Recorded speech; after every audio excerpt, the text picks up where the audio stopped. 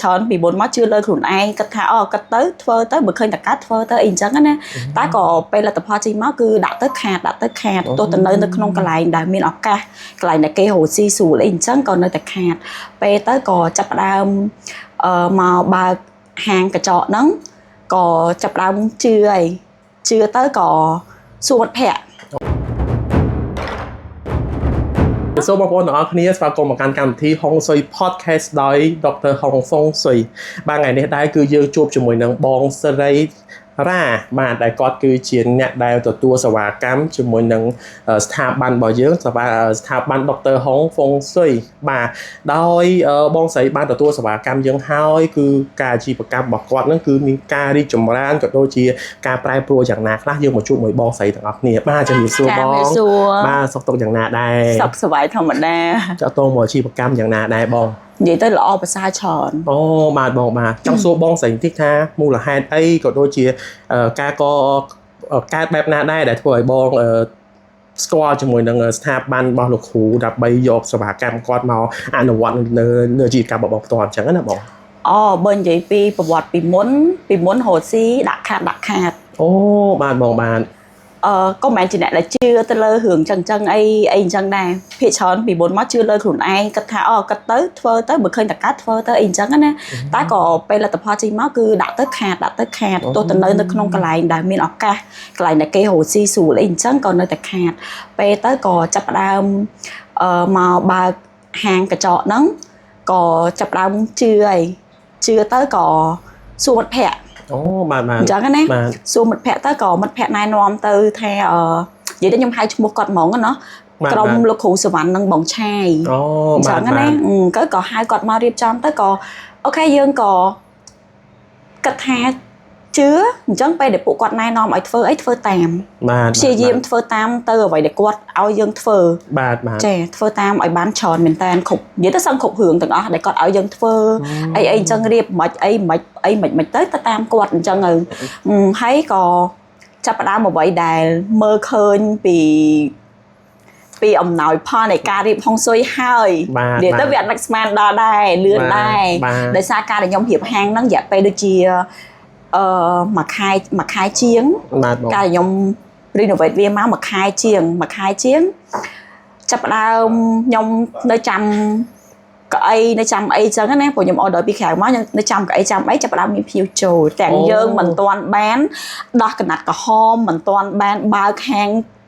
លក្ខណៈថាបើកហ្មងទេបាទបានថាយើងមិនទាន់បានបើកស្រួលបួលទេខ្ញុំទៅរៀបចំដាក់អវ៉ាន់ចូលអីវ៉ាន់អត់តន់ហើយទេតែភ្ញៀវដើរចូលមកហើយតែគាត់មើលឃើញថាយើងអត់តន់រៀបហើយទេក៏ទៅខ្លាំងមែនណាបងតាតងមួយរឿងស៊ុយនេះណាបងបាទហើយចំពោះការរៀបចំរបស់លោកគ្រូបន្តទៀតបងក្រោយពេលដែលរៀបចំរួចរាល់អស់បងមានសង្កេតឃើញថាអាជីវកម្មរបស់បងនឹងប្រែប្រួលយ៉ាងណាដែរបងពីម្ដងទៅម្ដងអញ្ចឹងណាអ្វីដែលខ្ញុំទទួលបានមុនគេ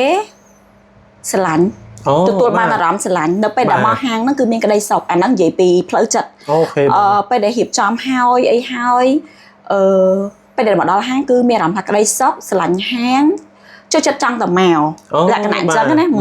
នៅពេលដែលចាប់ផ្ដើមបើកអត់តន់បើកគេនិយាយទៅអត់តន់បើកគេដល់ថ្នាក់មែនតែនណាខ្ញុំត្រូវតម្លាក់ទ្វារពាក់កណ្ដាល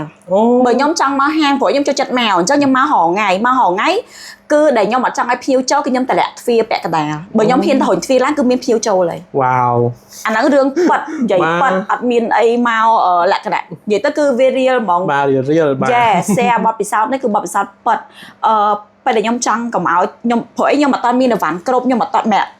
អីវ៉ាន់កញ្ចក់ខ្ញុំមានទេប៉ុន្តែយើងអត់ទាន់លក្ខណៈអូខេក្នុងការបើគេព្រោះយើងត្រូវរើសថ្ងៃរើសអីចឹងណាមិនថាយើងអត់ ready ទេថាជួបភ្ញៀវហ្នឹងហើយដល់ពេលអញ្ចឹងទៅខ្ញុំអត់ចង់ឲ្យគាត់ចូលគឺខ្ញុំតម្លាក់ទ្វារពាក់កណ្ដាល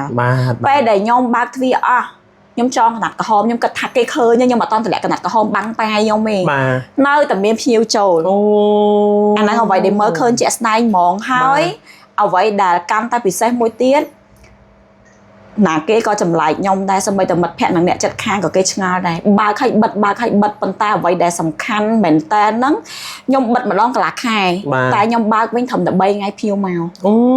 ភ្ញៀវ booking ភ្ញៀវមកអាហ្នឹងវាជារឿងមួយដែលសង្ឃថាមិនគួរឲ្យជឿតែវាកាត់ឡើងពិតសូម្បីតែខ្ញុំពេលខ្លះខ្ញុំហែងភ័យនិយាយចុំមិនបិទដើរលេងរហូតហើយបើកខាងឥឡូវលក្ខណៈធ្វើហើយ អត់តាន់បានមួយខែហ៎បើកតែបានប្រហែលជាមួយអាទិត្យហ្នឹងហើយបើកប្រហែលជាបានមួយអាទិត្យខ្ញុំបិទកន្លះខែបាទបិទកន្លះខែខ្ញុំត្រឡប់មកវិញបើកស្ងាត់3ថ្ងៃឯងបន្ទាប់មកគឺភ្ញៀវចូលមករហូតហ្មងរហូតដល់ដាច់យប់ម៉ោង11 12យប់រហូតដល់ពេលខ្លះធ្វើចាប់ដៃដល់ម៉ោង1យប់សួរភ្ញៀវវិញ